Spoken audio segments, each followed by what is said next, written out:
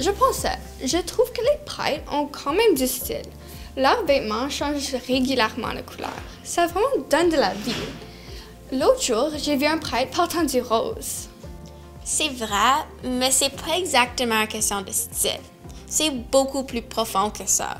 Chaque couleur signifie un différent temps liturgique ou une fête. C'est quoi un temps liturgique? Allons voir Madame Laura qui va tout nous expliquer.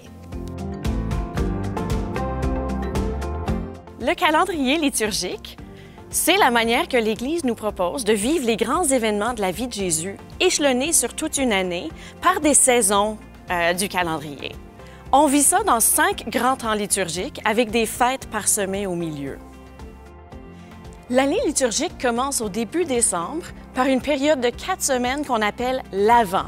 On porte le violet pendant l'Avent pour signifier l'attente. Parce que avant, c'est pas A-V-A-N-T comme avant et après, c'est A-V-E-N-T comme avènement ou venue, arrivée. Pendant ce temps-là, on revit la période où on attend que Jésus vienne au monde, que Dieu nous envoie notre Sauveur. L'Avent se termine la nuit de Noël, la nuit où Jésus naît dans une crèche. Le prêtre porte du blanc pendant cette semaine-là pour célébrer notre joie que Dieu a gardé sa promesse d'envoyer son Fils nous sauver. En février ou mars, on revient au violet pour le carême. C'est 40 jours qu'on appelle de pénitence ou de préparation à la mort et à la résurrection de Jésus. On dit qu'on fait pénitence pendant le carême parce qu'on se rappelle qu'on n'est pas toujours fidèle à Dieu et qu'on a toujours du travail à faire pour apprendre à le suivre davantage. La Semaine sainte, c'est quand on se rappelle la dernière semaine de la vie de Jésus. Ça commence par le dimanche des rameaux où Jésus entre à Jérusalem et les gens l'acclament avec des rameaux. On porte du rouge pour cet événement. Ensuite, le jeudi saint, on célèbre le jour où Jésus a célébré son dernier repas avec ses amis, où il nous a donné son corps et son sang. Le vendredi saint, c'est le jour où Jésus a été mis à mort sur une croix. Le samedi saint, tout est silence. Jésus est au tombeau, tout semble être fini.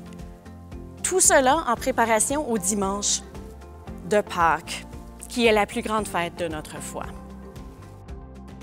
Avec Pâques, commencent 50 jours qu'on appelle le temps pascal, parce qu'on célèbre Pâques pendant 5 semaines et plus, pour célébrer la joie que Jésus est revenu à la vie pour que nous aussi, on puisse avoir la vie.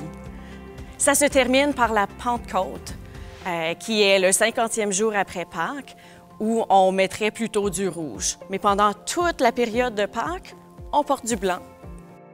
Et finalement, tout le reste, qui n'est pas un temps fort, comme on dit dans l'année liturgique, s'appelle le temps ordinaire. Mais ne vous trompez pas, c'est pas vraiment si ordinaire que ça. Le temps ordinaire est composé de 34 semaines où on suit la vie de Jésus avec ses enseignements, ses miracles, ses guérisons, avec des textes bibliques des évangiles. Ce temps-là est aussi composé de plusieurs fêtes ponctuelles. On célèbre par exemple les mystères de Marie, l'Assomption, l'Annonciation 9 mois avant Noël. L'année liturgique est riche de sens. Vous n'avez qu'à le découvrir. Donc, il y a un calendrier scolaire, un calendrier annuel et un calendrier chrétien. C'est un outil que nous avons pour nous rapprocher de Dieu. Quel est le temps liturgique le plus signifiant pour toi? Et pourquoi?